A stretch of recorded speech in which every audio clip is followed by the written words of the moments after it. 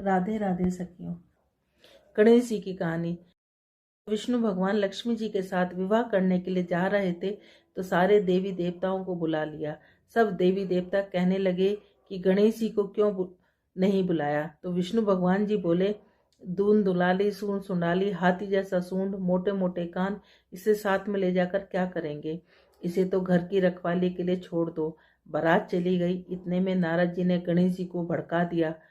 आपको साथ ले जाने में से बारात बहुत बुरी लगी, इसलिए आपको यहाँ छोड़ दिया। इससे गणेश जी को बहुत गुस्सा आया और सारे चूहों को आज्ञा दे दी कि सारी जमीन खोखली कर दो। चूहों ने सारी जमीन खोखली कर दी, जिससे गणेश जी के रथ का पहिया धरती में धंस गया। सब पहिया निकालने लगे पर रथ का पहिया नहीं निकला। फिर किसान खाती को बुलाया और पहिए को हाथ लगाकर बोला कि बोलो गणेश जी महाराज की जय। तो पहिया निकल गया। तब उन्होंने कहा कि गणेश जी को मनाए बिना कोई काम सिद्ध नहीं हो सकता। आप सबसे पहले गणेश जी का विवाह रिद्धि सिद्धि के साथ करो, बाद में विष्णु भगवान का विवाह लक्ष्मी जी के साथ करो। गणेश जी महाराज ने जैसे भगवान के कार्य सिद्ध किए वैसे हम सबके करें। बोलो गणेश जी महाराज की। एक बहुत धनवान साहूकार था जिसके घर धन की आदि की किसी की कमी नहीं थी, परंतु उसके दुख था कि उसके एक पुत्र नहीं था। इसी चिंता में रात दिन रहता। वह पुत्र की कामना के लिए प्रति सोमवार को और सावन के महीने में प्रतिदिन शिव जी भगवान की पूजा, व्रत और पूजा किया करता और सायकाल में शिव मंदिर में जाकर शिव जी के विग्रह के सामने दीपक जलाया करता। उसके इस भक्ति भाव को देखकर एक समय पार्वती जी शिव जी महाराज से कहने लगी कि यह साहूकार आपका अनन्य भक्त है, सदैव आपकी व्रत और पूजा में बड़ी श्रद्धा से करता है, इसकी मनोकामना पूरी करो। शिव जी ने कहा, पार्वती, यह संसार कर्म क्षेत्र है। जैसे किसान खेत में बीज बोता है वैसा ही फल काटता है, उसी प्रकार संसार में जैसा कर्म करते हैं वैसा ही फल मिलते हैं। पार्वती ने अत्यंत आग्रह किया, महाराज, जब आपका अनन्य भक्त है तो आपको इसको किसी प्रकार का दुख नहीं होना चाहिए। जो इसको दुख है उसको अवश्य दूर करना चाहिए, क्योंकि आप सदैव अपने भक्तों पर दयालु रहते हैं, इसके दुखों को दूर करते हैं। मनुष्य आपकी सेवा में यदि आप ऐसा नहीं करेंगे तो मनुष्य आपकी सेवा व्रत क्यों करेंगे। पार्वती के आग्रह को देखकर महाराज बोले, पार्वती, कोई भी पुत्र नहीं है, इस चिंता में यह अति दुखी रहता है। इसके भाग्य में पुत्र न होने से इसकी पुत्र की प्राप्ति का वर देता हूँ, परंतु यह पुत्र केवल 16 वर्ष का होगा। इसके पश्चात इसकी मृत्यु प्राप्त होगी, इससे अधिक मैं कुछ नहीं कर सकता। यह बात सुनकर साहूकार सुन रहा था। उसको न प्रसन्नता हुई न दुख हुआ। वह पहले जैसे ही शिव जी महाराज की पूजा व्रत करने लगा। कुछ समय व्यतीत होने पर साहूकार की पत्नी गर्भवती और 10वें महीने में गर्भ से उसे अति सुंदर पुत्र की प्राप्ति हुई।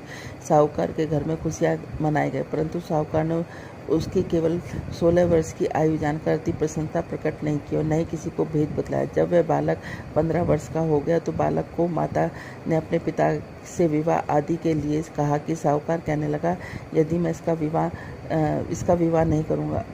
साहूकार ने कहा कि मैं अभी इसका विवाह नहीं करूंगा, अपने पुत्र को काशी पढ़ने के लिए भेजूंगा। फिर साहूकार ने अपने साले अथवा बालक के मामा को बुलाकर बहुत सा धन देकर बालक को काशी पढ़ने के लिए भेज दिया और कहा कि हर रास्ते पर तुम यज्ञ और ब्राह्मणों को भोजन कराते जाना। दोनों मामा भांजे यज्ञ करने ब्राह्मणों के भोजन कराते जा रहे थे। रास्ते एक नगर में पड़ाव पड़ा। उस नगर के राजा की बारात आई हुई थी, लेकिन वर पक्ष वाले वह भी थे, क्योंकि उनका वर एक आंख से काना था। अब वो एक ऐसे सुंदर युवक की तलाश में थे कि जो वो रात को उससे शादी कर ले और हम कन्या को लेकर अपने घर चले जाएं। जब उन्होंने मामा भांजे को देखा तो कहा कि हमें एक थोड़ी देर के लिए अपने लड़के को हमें उधार दे दो। उसने कहा, कहीं ऐसा भी होता है कि हम तुम्हें बहुत सा धन देंगे। मामा ने कुछ सोचते हुए उसको दे दिया। जब सारा विवाह संपन्न हो गया तो जब फेरे पड़ने लगे, सब विवाह संपन्न हो गया। वो भांजा बहुत सुंदर था, सब देखकर बहुत खुश हो रहे थे कि जो ना उस राजा की लड़की को कन्या वर बहुत अच्छा मिला है। अब जब सारा विवाह संपन्न हो गया तो वो उसकी चुंदरी में लिख के चला गया कि मैं एक साहूकार का बेटा हूँ, मैं काशी पढ़ने के लिए वहाँ विद्या प्राप्त करने के लिए काशी जा रहा हूँ। और राजा का लड़का तो काना है। कन्या अपनी चुंदरी पे अपने वर को कुछ लिखता हुआ देख रही थी। उसने जाकर देखा, जब सुबह विदा का समय आया तो उसने अपनी चुंदरी पर लिखा देखा। उसने कहा कि यह मेरा वर है, मेरा वर तो काशी पढ़ने के लिए गया हुआ है, राजा का लड़का तो काना है। उसने उसके साथ जाने से मना कर दिया। सारे में हाहाकार मच गया। राजा ने जब सच्चाई का पता चलाया तो उसको पता चल गया कि वो तो वाकई में ही काना है। उसको भगा दिया गया। अब वो, क्योंकि उस लड़की की किस्मत में सौभाग्यवती का योग था, वो 16 सोमवार किया करती थी। सावन के सोमवार व्रत पूजा विधि विधान से किया करती थी और व्रत की यही कहानी वो पढ़ा करती थी। अब वो मामा भांजे काशी के लिए चलती है। काशी पे यज्ञ पूरा करने के लिए जब वापसी में यज्ञ पूरा करने के लिए कर रहे थे तो क्या नाम है, एक दिन जब वह 16 वर्ष का पूरा हो गया तो उसके सिर में भयानक दर्द उठा। उसने कहा, मामा मैं थोड़ा सा आराम करने जाता हूँ, मेरे सिर में बड़ा भयानक दर्द उठ रहा है। मामा ने कहा ठीक है। अब वो आराम करने के लिए चला गया तो वो थोड़ी देर में मामा उसको या पूर्ण आहुति देने के लिए बुलाने आया तो देखा कि भांजा तो मरा पड़ा है। उसने सोचा मैं रोऊंगा चिल्लाऊंगा तो सारा यज्ञ खराब हो जाएगा। उसने अपने दिल पर पत्थर रखकर और सारा यज्ञ और ब्राह्मणों को भोजन कराने के बाद वो विलाप करने लगा। संयोग उसी रास्ते से शिव और पार्वती जा रहे थे। इतना विलाप देखकर पार्वती माता रुक गई। उन्होंने शिव जी भगवान से कहा, देखो कौन विलाप कर रहा है।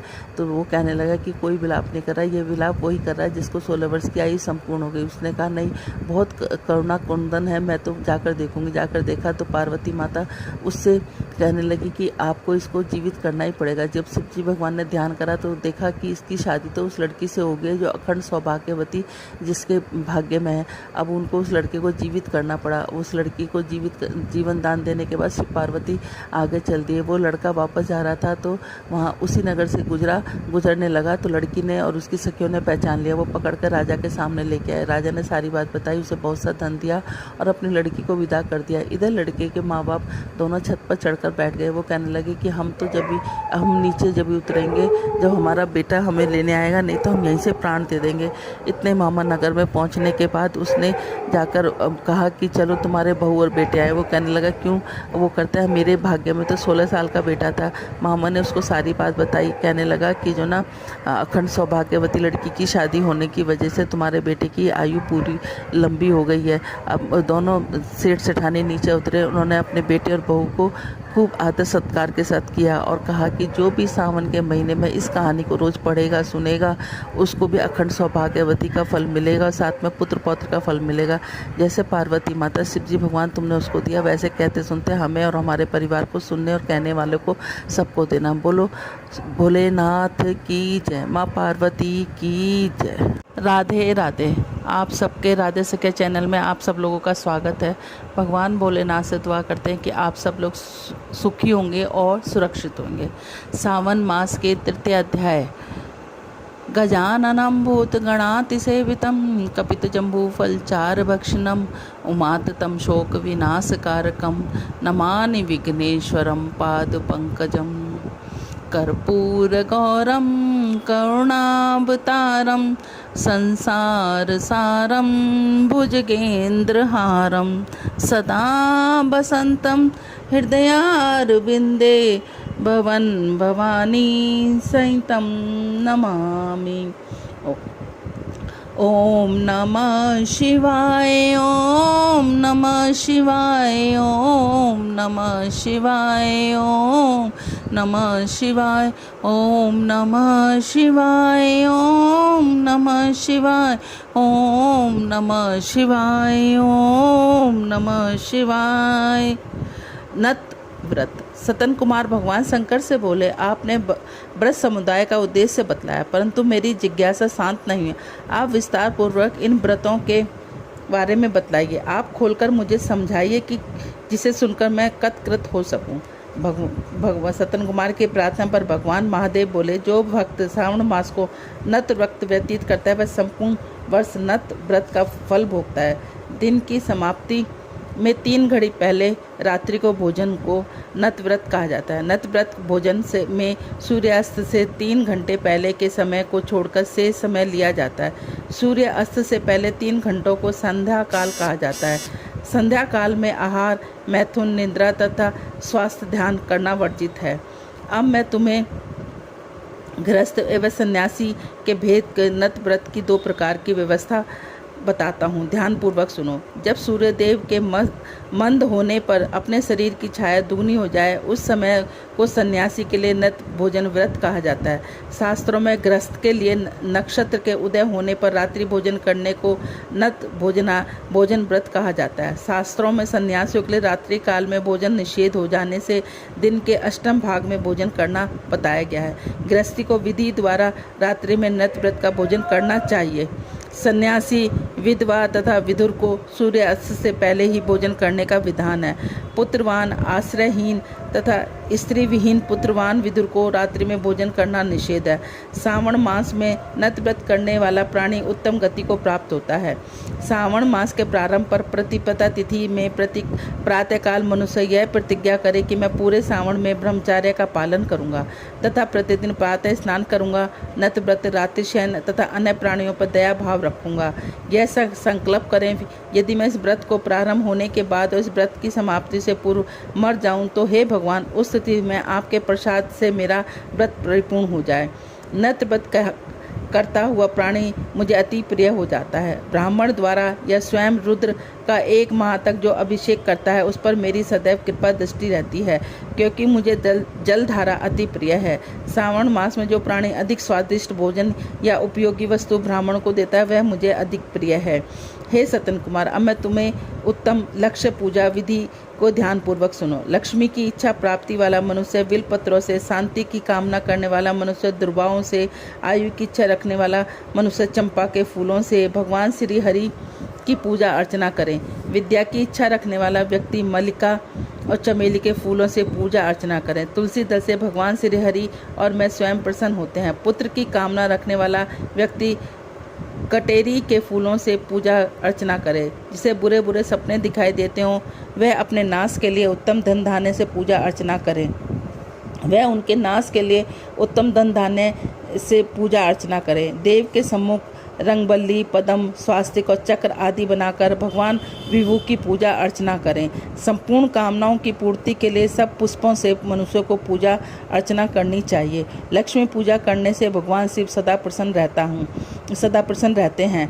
अंत में उद्यापन करना चाहिए। उद्यापन के लिए मंडप बनाकर उसके तीसरे भाग में वेदी बनानी चाहिए। पुयहा वाचक कर आचार्य का वर्ण करना चाहिए। मंडप में बैठकर रात्रि जागरण कर वेद पाठ करना चाहिए। वेदी पर उत्तम चतुर्लिकी तो भ्रद बनाकर उसके मध्य में चावलों से सुंदर कैलाश का निर्माण करना चाहिए। उस वेदी में यथास्थान तांबे का कलश स्थापित करना चाहिए। उसमें 5 पल्लव सूक्ष्म वस्त्र रखने चाहिए। उसमें भगवान शंकर के स्वर्ण की मूर्ति से पंचामृत से स्नान कराकर स्थापित कर अर्चना करें। नैवेद्य युक्त धूप, दीप, गीत, वाद्य, नृत्य और वेद शास्त्र पुराण द्वारा रात में जागरण करना चाहिए तथा प्रातःकाल होने पर स्नान करना चाहिए। पवित्र शास्त्रोक्त विधान से वेदी बनानी चाहिए। तिल, घी, प्यास, मूल मंत्र, गायत्री, शिव सहस्त्र नाम से हवन करना चाहिए। जिस मंत्र से पूजा की है उसी मंत्र से हवन करना चाहिए। खांड, घी, चावल से हवन करना चाहिए। हवन समाप्ति पर पूर्ण आहुति देनी चाहिए। प्रातः वस्त्र, अलंकार, आभूषण से आचार्य का अर्चना करनी चाहिए। ब्राह्मणों का पूजन कर उन्हें दक्षिणा देनी चाहिए। जिन मंत्रों से भगवान शिव की लक्ष्य पूजा की जाती है उन चीज़ों को दान करना चाहिए। स्वर्ण निर्मित भगवान शंकर की मूर्ति का अर्चन करें। यदि 1 महीने तक दीप जलाया हो तो उसमें भी दान देना चाहिए। संपूर्ण इच्छाओं की सिद्धि हेतु स्वर्ण की बत्ती, चांदी का निर्मित दीप बनाकर उसमें गौ का घी भरकर दान देना चाहिए। ब्राह्मणों को भोजन कराकर दक्षिणा इस प्रकार से जो मेरी अर्चना करते हैं उस पर मैं सदैव प्रसन्न रहता हूँ। जो मनुष्य श्रावण मास में अपनी प्यारी वस्तु का त्याग करता है वह मुझे अर्पण की जाती है। हे मनु, वह उस फल को सुनो। इस लोक में तथा परलोक में वह वस्तु लाख गुना होकर मिलती है। निष्काम भाव से त्यागने पर उत्तम गति की प्राप्ति होती है। जो भक्त मेरा रुद्री पाठ करता है वह प्रति अक्षर करोड़ वर्ष तक रुद्र लोक में निवास करता है। पंचामृत के अभिषेक से मोक्ष की प्राप्ति होती है। श्रावण मास में धरती पर सोने वाले मनुष्य को हाथी दांत से बनी हुई या चंदन निर्मित नवरत्न से जड़ी हुई मृदुल गरुण चिन्ह वाली रुई से भरी हुई कपड़े के रजाई और तकिए से संपन्न सैया प्राप्त होती है। वह सैया उसे सुंदर स्त्री अन्न और रत्नों से विभूतित मिलती है। श्रावण मास में आदमी ब्रह्मचार्य का जो पालन करता है उसको वीर्य अत्यधिक पुष्ट हो जाता है। तेजस्वी बल, शरीर, दृढ़ता और धर्म कार्य में समस्त उपकारी चीज़ें उसे मिलती हैं। जो आदमी इस माह में मौन व्रत धारण करता है वह श्रेष्ठ वक्ता होता है। मौन व्रत दिन या रात या भोजन के समय रखा जा सकता है। मौन व्रत में यदि मनुष्य घंटा या पुस्तकें दान करता है तो उसे सब शास्त्रों की जानकारी प्राप्त होती है। वह मौन व्रत के प्रभाव से बृहस्पति के समान बुद्धि वाला बन जाता है। मौन व्रत करने वाले मनुष्य की किसी से कलह नहीं होती। ओम नमः शिवाय, ओम नमः शिवाय, ओम नमः शिवाय, ओम नमः शिवाय, ओम नमः शिवाय, ओम नमः शिवाय, ओम नमः शिवाय, ओम नमः शिवाय।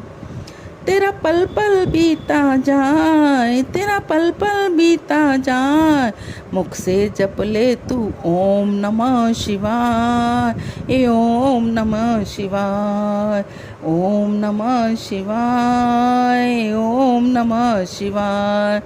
शिव शिव तू हृदय से बोलो, मन मंदिर का पर्दा खोलो। शिव शिव तू हृदय से बोलो, मन मंदिर का पर्दा खोल।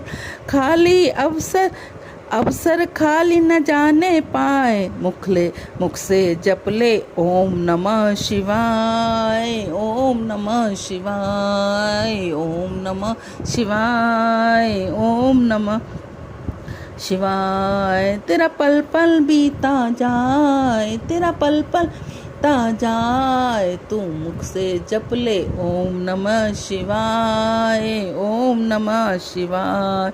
ये जीवन पंछी का है मेला, समझो उड़ जाना है अकेला। ये जीवन पंछी का है मेला, समझो उड़ जाना है अकेला। तेरा तन मन साथ न जाए, मुख से जप ले ओम नमः शिवाय, ओम नमः शिवाय, ओम नमः शिवाय, ओम नमः शिवाय। तेरा पल पल बीता जाए, तेरा पल पल बीता जाए, तू मुख से जप ले ओम नमः शिवाय, ओम नमः शिवाय। मुसाफिर जब पूरी होगी चलने की मजबूरी हो, मुसाफिर जब पूरी होगी चलने की मजबूरी होगी। पिंजरा खाली पड़ा रह जा, ए मुख से जप ले ओम नमः शिवाय, ओम नमः शिवाय, ओम नमः शिवाय, ओम नमः शिवाय। तेरा पल पल बीता जाए, तेरा पल पल बीता जाए, तू मुख से जप ले ओम नमः शिवाय, ओम नमः शिवाय। शिव पूजन में मस्त रहे जा, शिव पूजन में मस्त रहे, भक्ति सुधा रस पान किए जा, भक्ति सुधा रस पान किए। दर्शन विश्वनाथ के पाए, दर्शन विश्वनाथ के पाए, मुख से जप ले ओम नमः शिवाय, ओम नमः शिव, ओम नमः शिवाय, ओम नमः शिवाय। तेरा पल पल बीता जाए, तेरा पल पल बीता जाए, तू मुख से जप ले ओम नमः शिवाय, ओम नमः शिवाय, ओम नमः शिवाय, ओम नमः शिवाय। राधे राधे।